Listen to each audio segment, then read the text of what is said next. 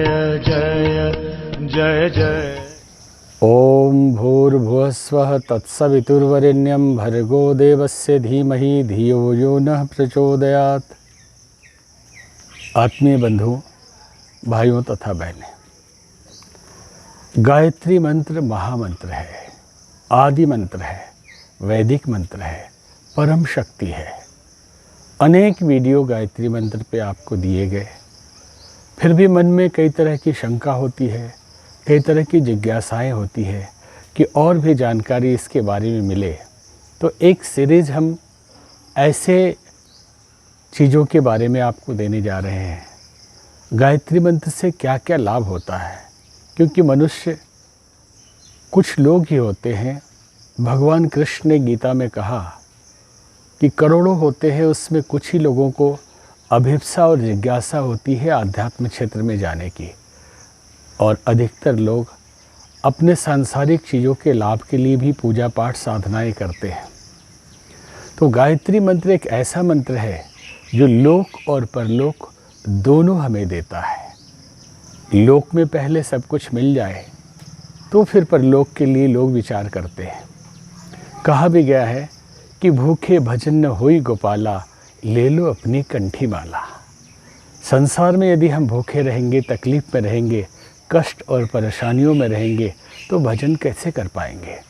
इसलिए हम अथर्ववेद का एक मंत्र आपको बताते हैं और अलग अलग वीडियो में उसके एक एक उपलब्धियों के बारे में चर्चा की जाएगी।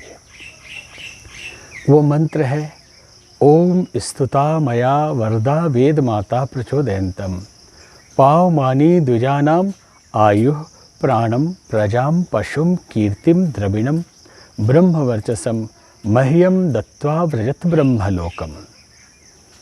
इसमें जब हम स्तुति करते हैं इस गायत्री महामंत्र की, इस महाशक्ति की, तो हमें क्या मिलता है, क्योंकि जानकारी ना हो कि हमें उपलब्धियां क्या मिलती है।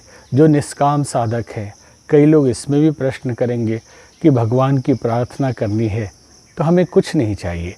वैसे साधकों के लिए हमारा यही कहना है कि बहुत अच्छी बात है, आपने उस अवस्था को प्राप्त कर लिया है, आपको कुछ नहीं चाहिए। परंतु संसार में बहुत लोग ऐसे हैं जिन्हें कुछ चाहिए। तो ये मंत्र क्या देता है? पहला, द्विजा नाम। ओम स्तुता मया वरदा वेद माता प्रचोदयन्तम पावमानी द्विजा नाम। आपको द्विजत्व की प्राप्ति होती है। द्विज क्या है? साधारण भाषा में कहा जाता है द्विज मतलब ब्राह्मण। द्विज का अर्थ है दूसरा जन्म। एक जन्म माता पिता से होता है और हमारा दूसरा जन्म गुरु के द्वारा होता है। शरीर यही रहे लेकिन अंदर से व्यक्तित्व परिवर्तित हो जाए, उसी को दूसरा जन्म कहा जाता है। यूँ तो जन्म से सभी शूद्र होते हैं, तभी कहा गया जन्मना जायते शूद्र संस्कारात् द्विज उच्यते। जन्म से सभी वर्णों में जीने वाले जीव, मनुष्य सभी शूद्र हैं, परंतु जब उनका संस्कार होता है तो वे द्विज हो जाते हैं। अगर इसे साधारण भाषा में समझा जाए तो यूँ कह सकते हैं कि द्विज मतलब पवित्र आत्मा, पवित्र हृदय वाला व्यक्ति, संस्कारी व्यक्ति, सहज सरल और ईश्वरीय तत्वों के साथ जीने वाला व्यक्ति द्विज होता है। और मनोवैज्ञानिक भाषा में कहा जाए तो जिसके सब कॉन्शियस में जितने टॉक्सिन थे, जितनी गड़बड़ियाँ थी, जितने द्वंद्व और पर्सनालिटी में जो गड़बड़ी थी, वो सब निकल जाए, धुल जाए और चित्त अर्थात सब कॉन्शियस क्लीन हो जाए, तो ऐसी स्थिति में हम ईश्वर तक पहुंच जाते हैं या अपने आप तक पहुंच जाते हैं। आज जितनी बीमारियां हैं उसमें 99% बीमारियां साइकोसोमेटिक है। मन के विकारों, मन के द्वंद्वों, मन की शंकाओं और भीतरी संघर्ष के कारण ही ये बीमारियां उत्पन्न होती है। यदि चित्त साफ हो जाए, चित्त की विकृतियां दूर हो जाए, यही तो योग है, योगश्चित्त वृत्ति निरोधा, और चित्त की वृत्तियां समाप्त हो जाए, चित्त शांत हो जाए, तो हम योग में स्थित होते हैं, अर्थात परमात्मा प्राप्ति करते हैं या अपने आप तक पहुंच जाते हैं। तो इस तरह से हम ये कह सकते हैं कि चित्त के अंदर के समस्त विकारों को दूर करके हम अपने आप को पवित्र, शुद्ध, धर्मात्मा बनाते हैं। बीमारी दूर करना हो तो भी चित्त की पवित्रता अनिवार्य है।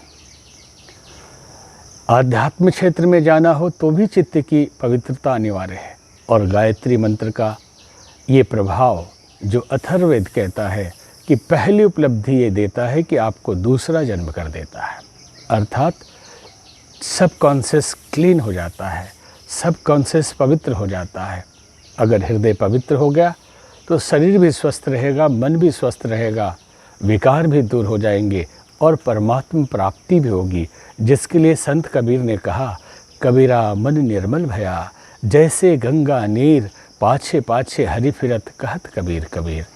तो गायत्री मंत्र का ये प्रभाव आपको चित्त की शुद्धि और द्विजत्व की प्राप्ति कराता है, दूसरा जन्म हो जाता है, पूरी जिंदगी बदल जाती है।